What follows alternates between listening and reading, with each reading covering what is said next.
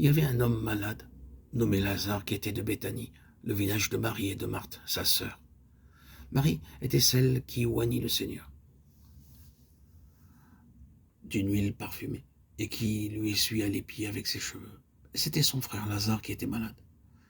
Les sœurs envoyèrent donc dire à Jésus, « Seigneur, voici que celui que tu aimes est malade. » Jésus, ayant entendu ces paroles, dit, « Cette maladie n'est pas à la mort, mais elle est pour la gloire de Dieu, afin que le Fils de Dieu soit glorifié par elle. » Or Jésus aimait Marthe et sa sœur, et Lazare, lorsqu'il eut appris que celui-ci était malade, il resta encore 2 jours dans le lieu où il se trouvait.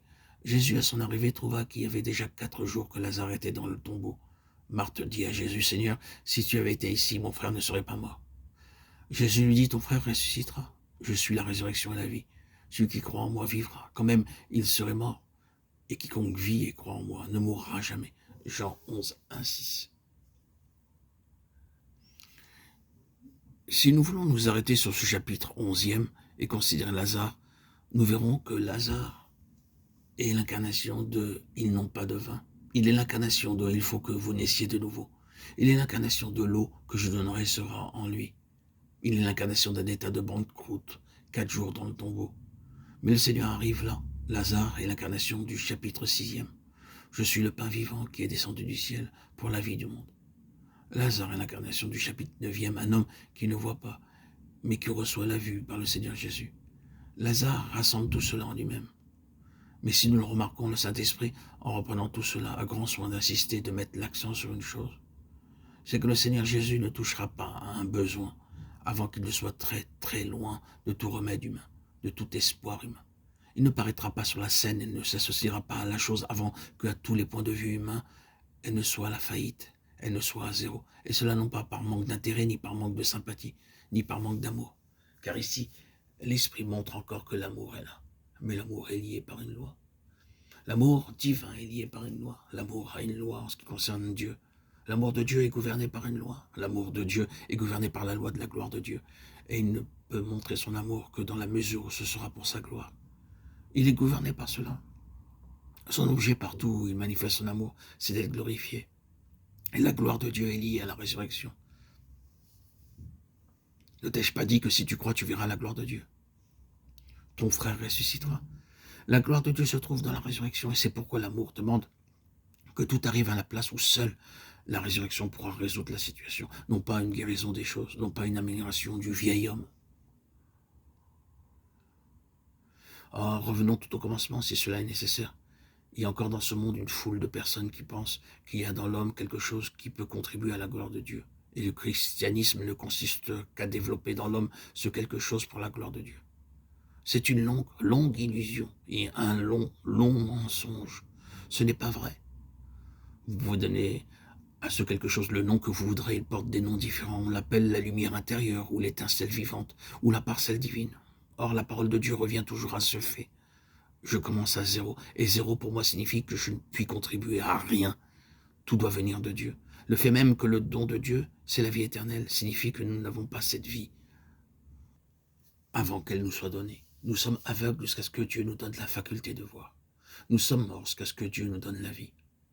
Nous sommes infirmes et sans espoir jusqu'à ce que Dieu fasse pour nous et en nous quelque chose que nous n'aurions jamais pu faire. À moins que Dieu ne fasse cette chose nécessaire, à moins que cet acte ne s'accomplisse, nous sommes là, sans vie. Spirituellement, c'est ce que nous sommes. Nous ne pouvons contribuer à rien.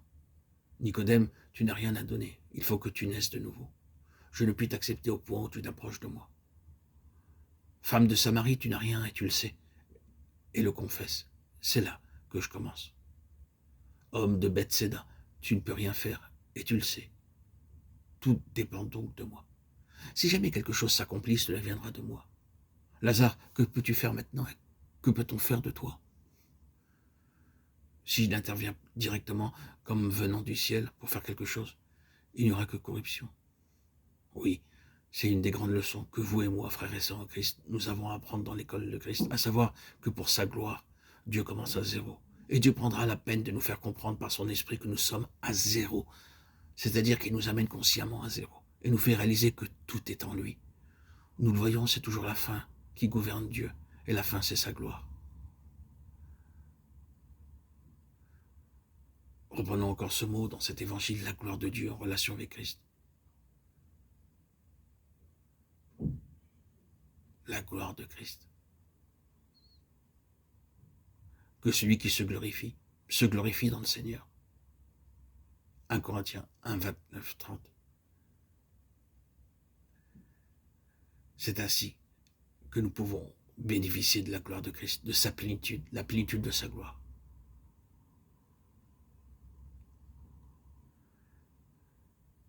Aucune chair ne se glorifiera devant lui. Je ne céderai ma gloire à aucun autre. Ésaïe 42, 8, 48, 1. Tout est au Seigneur. Il gardera tout entre ses propres mains.